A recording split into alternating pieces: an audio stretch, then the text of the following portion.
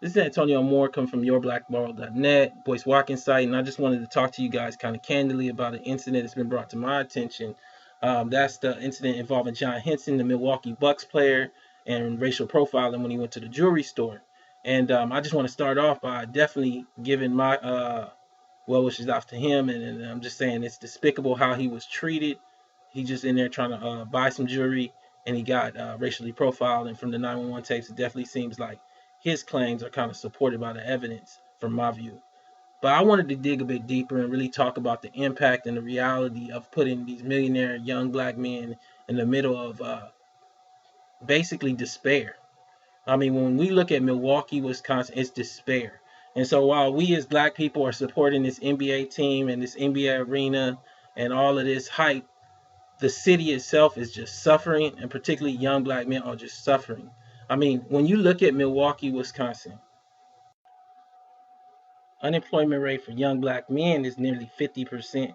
That's just unacceptable.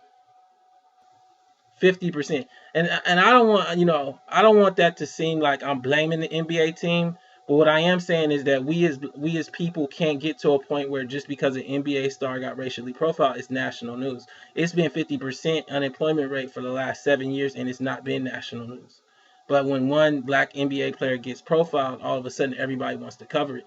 Well, if we fix the reality around this, why this jewelry store even feels that way, and black men were walking in that store all the time and buying jewelry, not just when they got an NBA contract, I definitely believe they be wanting to bring them dollars in. Because as soon as they found out he had some money and he wasn't one of those other blacks, they was happy to take his money. And so, one of the things that I really wanted to look at was when you look at what JS Online, one of the premier like newspapers, that's the Milwaukee, Wisconsin Journal Sentinel in the state, actually said for black men in the prime of their working lives, ages 25 to 54, Milwaukee fell to a record low employment level of 52.7%.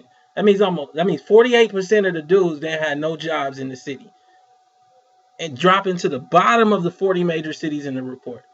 I mean, this is the dynamic around this hype of this Milwaukee Bucks, city, and this rejuvenation is that black men are suffering, and black communities are suffering, and black families are suffering. But when one NBA star has this racial profile, and all of a sudden everybody is hyped up, and it becomes the kind of thing that we hear on CNN. But this reality of 50% unemployment is rarely, if ever, covered. I mean, when you go further and look at other data lines, looking at incarceration, it follows along the same lines. This is from NPR. Wisconsin prisons incarcerate the most black men in the U.S. The most black men in the U.S. I mean, the University of Wisconsin, this is actually from the piece, researchers say their analysis was truly eye-opening. They found that Wisconsin's incarceration rate for black men, 13%, was nearly double the country's rate.